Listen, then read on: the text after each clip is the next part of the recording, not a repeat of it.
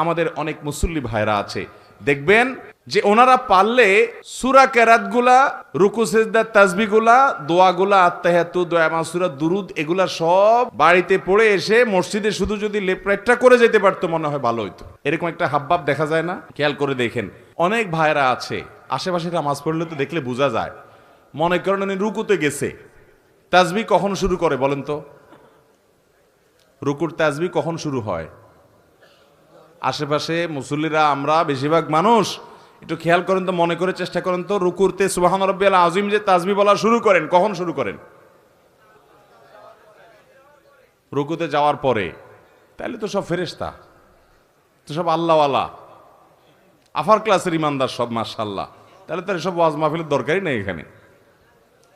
ভাই আমি বলি, এবার শুনেন, রুকুতে যাইতে আল্লাহু আকবার বলে যাওয়া লাগে, তাই না?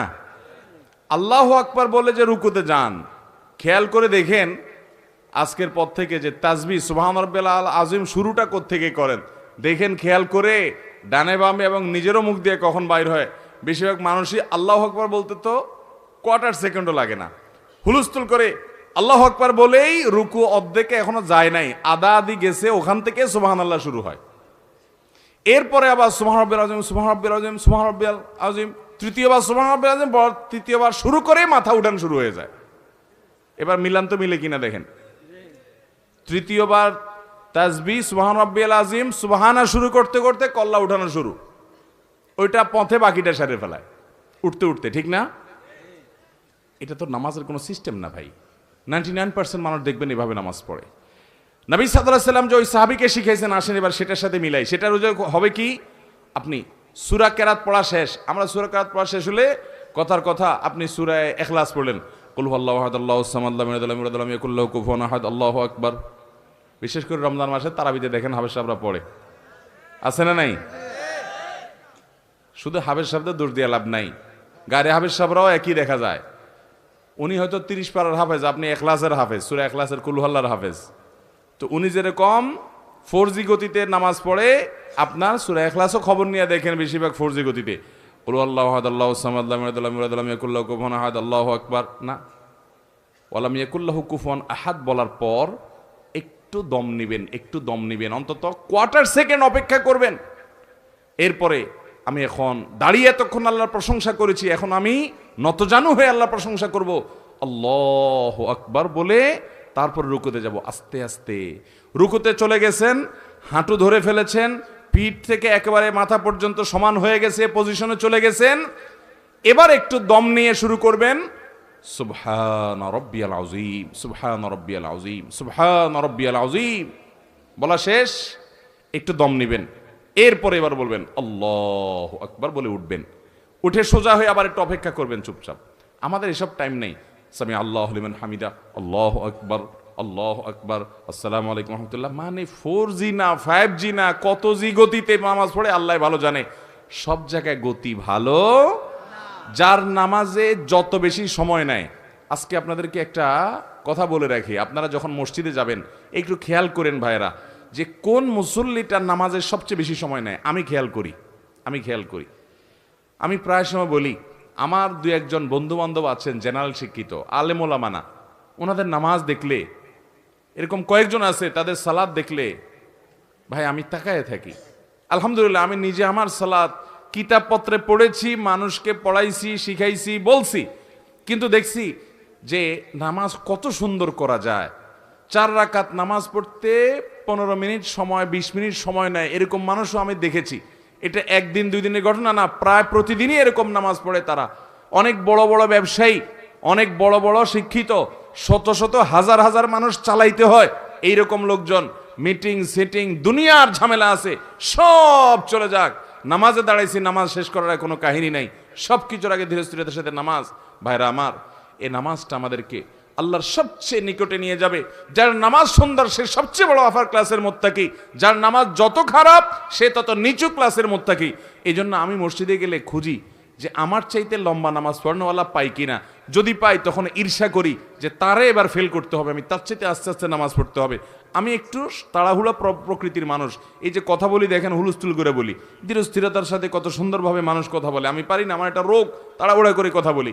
কিন্তু ভাইরা, আমার মতো এরকম তাড়াহুড়া করা মানুষটাও আমি খেয়াল করি মসজিদে যে 2 রাকাত নামাজ পড়তে বেশিরভাগ মুসল্লি, জেনারেল শিক্ষিত সাধারণ শিক্ষিত মানুষ অনেকে আছেন, কোরআন বা সূরাগুলো এত সহিও না, মাগার মাশাআল্লাহ 2 রাকাত নামাজ আমরা একসাথে শুরু করছি, 10 জন 20 জন 30 জন মুসল্লি মসজিদে আছে, সুন্নত পড়তেছি, কিন্তু দেখি যে আমার ফেল মারাই দিয়ে তারা সবাই নামাজ আগে আগে শেষ করে ফেলছে।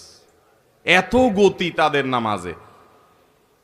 আবার কিছু মানুষ দেখি মাশাআল্লাহ যে আমার অনেক পরে দেখা যাচ্ছে তাদের মাত্র 1 রাকাত শেষ হয়েছে, তখন আমি ঈর্ষা করি, আমি তো এরকম সুন্দর নামাজ পড়তে পারতাম। ভাইরা আমার, আল্লাহর কসম করে বলি, একটা সময় আসবে মন খুলে নামাজ পড়তে চাইবেন, বিশ্বাস করেন ভাই, লিখে রাখেন ডায়েরিতে, আপনাকে যদি আল্লাহ হায়াতে বাঁচিয়ে রাখেন, যুবক ভাইয়েরা তরুণ ভাইয়েরা, একটা বয়স আসবে মনে চাইবে একটু রবকে মন খুলে সেজদা দেই, একটু লম্বা করে রুকু করি, পারবেন না, অসুস্থ হয়ে যাবেন, রোগবালায় ধরে ফেলবে। বাবারে সে সময় আসবে না? বৃদ্ধ মুরব্বীদেরকে চাচাদেরকে জিজ্ঞাসা করেন, চাইলেও অজু ধরে রাখতে পারে না, নামাজ পড়তে পারে না, চাইলেও পারে না। একটা সময় আসবে চাইবেন পারবেন না। নামাজটাকে সুন্দর করেন, সময় মতো পড়েন, অনেক রাকাত নামাজ পড়বেন, নফল নামাজ পড়বেন, এটার চাইতে উত্তম হলো ফরজটা পড়লেন, মূল সুন্নতগুলাই পড়লেন, কিন্তু ধীরস্থিরতার সাথে পড়লেন। 10 রাকাত তাড়াহুড়া করে পড়ার চাইতে 2 রাকাত আস্তে আস্তে পড়া অনেক বেশি। নামাজ সুন্দর করবেন তো ইনশাআল্লাহ। হুযায়ফা ইবনে ইয়ামান রাদিয়াল্লাহু তাআলার একটা হাদিস বুখারীতে বর্ণিত হয়েছে। তিনি এক ব্যক্তিকে দেখলেন খুব তাড়াহুড়া করে নামাজ পড়তেছে, উনি ডাক দিয়েছেন, নবীজি সাহাবী, নবী করিম সাল্লাল্লাহু আলাইহি ওয়াসাল্লাম থেকে নামাজ শিখছে, ডাক দিয়ে বলছে, ভাই তুমি এই যে তাড়াহুড়া করে নামাজ পড়লা হুলস্থুল করে, এটাই কি তোমার সব সময়ের নামাজ? লোকটা বলছে, হ্যাঁ আমি সব সময় এরকম নামাজই পড়ি, এই গতিতেই পড়ি আমি। তখন তিনি বলছেন, শুনে রাখো, নবী করিম সাল্লাল্লাহু আলাইহি ওয়াসাল্লাম থেকে নামাজ শিখা নবীজির হাতে করা সাহাবী বলছেন, শুনে রাখো, এই নামাজ নিয়ে যদি তুমি কবরে যাও, মুহাম্মদ সাল্লাল্লাহু আলাইহি সাল্লাম যে দ্বীন দিয়ে পাঠিয়েছেন, মুহাম্মদ সাল্লাল্লাহু আলাইহি সাল্লামকে আল্লাহ যে দ্বীন এবং শরীয়ত দিয়ে পাঠিয়েছেন, তোমার মৃত্যু তার শরীয়তের উপর হবে না এই নামাজ নিয়ে কবরে গেলে। তাহলে এবার বুঝেন আমাদের নামাজের অবস্থা কি। নামাজ ঠিক করবো তো ইনশাআল্লাহ। মুহতারাম হাজরিন, নবী করিম সাল্লাল্লাহু আলাইহি সাল্লাম তিনি বলেছেন, ইয়া মাআশারাল মুসলিমিন লা সালাতা লিমান লা ইউকিমু সুলবাহু ফির রুকুই ওয়াস সুজুদ, যে রুকু সিজদাতে তার পিঠ সোজা করে না, ঠিকমতো করে না, সময় দেয় না, এই ব্যক্তির নামাজ হবে না। ইবনে মাজার হাদিস, নবী করিম সাল্লাল্লাহু আলাইহি সাল্লাম নির্দেশ করেছেন, আতিমুর রুকু ওয়াস সুজুদ, তোমরা রুকু সিজদাকে ঠিকমতো করো। ভাইরা আমার, ইকামাতুস সালাহ, নামাজকে সুন্দর করে ঠিকমতো আদায় করা, নিয়মিত করা, প্রতিষ্ঠিত করা, এর একটি অর্থ এটাও যে যথাযথভাবে হক আদায় করে নামাজ পড়া। আল্লাহ তাআলা আমাদেরকে ধীরস্থিরতার সাথে নামাজ আদায় করার তৌফিক দান করুন। ভাইরা আমার, এবার আসুন মূল কথা, মনোযোগ দিয়ে ধরে রাখতে পারেন না। আমি আমার নিজের অভিজ্ঞতার কথা বলি আপনাদেরকে, এবং নামাজের মনোযোগ ধরে রাখার জন্য সিনিয়র উলামা একরাম যেসব পরামর্শ দিয়েছেন তমল থেকে একটা এটাও, আপনি নামাজের মধ্যে টাইম বেশি দেন, তাড়াহুড়া না করে ধীরস্থিরতার সাথে সালাত আদায় করেন, দেখবেন নামাজে মনোযোগ অটোমেটিক আসছে ইনশাআল্লাহ। আপনার 4 রাকাত নামাজে কথার কথা সবসময় 4 মিনিট সময় লাগে। আপনি পরিকল্পনা করেন যে আমি 8 মিনিটের আগে নামাজ শেষ করব না, দেখবেন আপনার নামাজ কি সুন্দর হয়। আমি এরকম এক ভাইকে দেখছি যে 4 রাকাত নামাজে 10-15 মিনিটের নিচে শেষ হয় না। আমি জিজ্ঞেস করলাম, ভাই এত লম্বা কি নামাজ পড়েন আপনি বলেন তো? উনি আমাকে বললেন, ভাই শয়তানের সাথে তো কুলায় উঠতে পারি না, সে আমাদের দেখেন নামাজে যাতে মনোযোগ নষ্ট হয়, এই জন্য দেখবেন যার কথা জীবনে মনে হয় নাই, নামাজে দাঁড়ালে দেখবেন তার কথা মনে হয়ে গেছে। যেই কথা আকথা কুকথা আপনার মনে সব সাধারণ কোনো সময় হয় না, নামাজে দাঁড়াচ্ছেন দেখছেন সব হয়ে গেছে। কারণ ইবলিস তখন আপনার খেদমত শুরু করে দেয়, বলে যে হযরত আপনার এখন এই যে এই কথাটা মনে রাখা উচিত, ওই যে ওই জায়গায় ওইটা না ভুলে গেছেন, এই যে স্মরণ করে দিলাম, দেখবেন সব মনে করাই দিছে। কারণ আল্লাহ কোরআনে বলেছেন, আকিমিস সালাতা লিযিকরি, তোমরা আমার স্মরণের জন্য নামাজ পড়ো। আমাদের নামাজে আল্লাহর স্মরণ ছাড়া আর সব কিছুর স্মরণ হয়, আল্লাহর স্মরণ ছাড়া আর সব কিছুর স্মরণ হয়। নামাজে মনোযোগ যদি আপনি ধরে রাখতে চান, তো পরীক্ষিত আমল হলো সময় ডিউরেশন বাড়িয়ে দেন।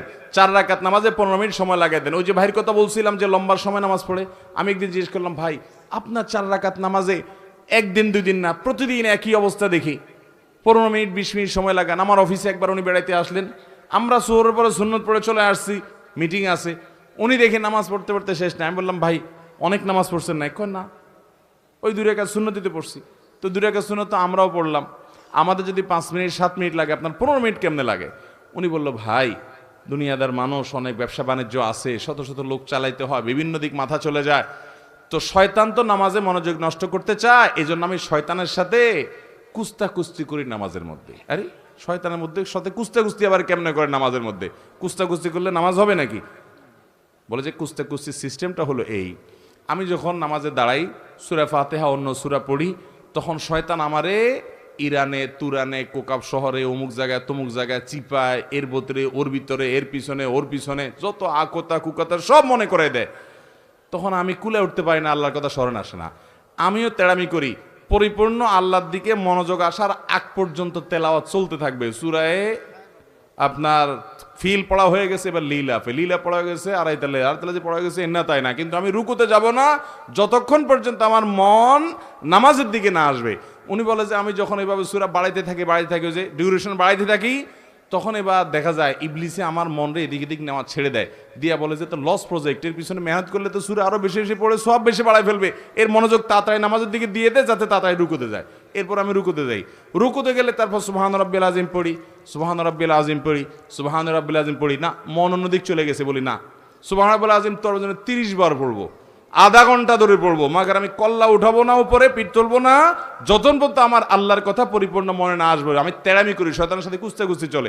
এবার শুরু করি আমি সুবহান রাব্বিল আযীম, শয়তান তখন চিন্তা করে হায় হায় রে, এ তো এতবার তাসবিহ পড়ে তো সোয়াবের পাহাড় করে ফেলতেছে, তাড়াতাড়ি করে তার কুমন্ত্রণা দেওয়া ছেড়ে দেওয়া, শয়তান দেখা যায় আমারে ছেড়ে দেয়, আল্লাহর দিকে পরিপূর্ণ মনোযোগ হওয়ার আগ পর্যন্ত আমি সোজা হই না, তেড়ামি করে পড়ে থাকি।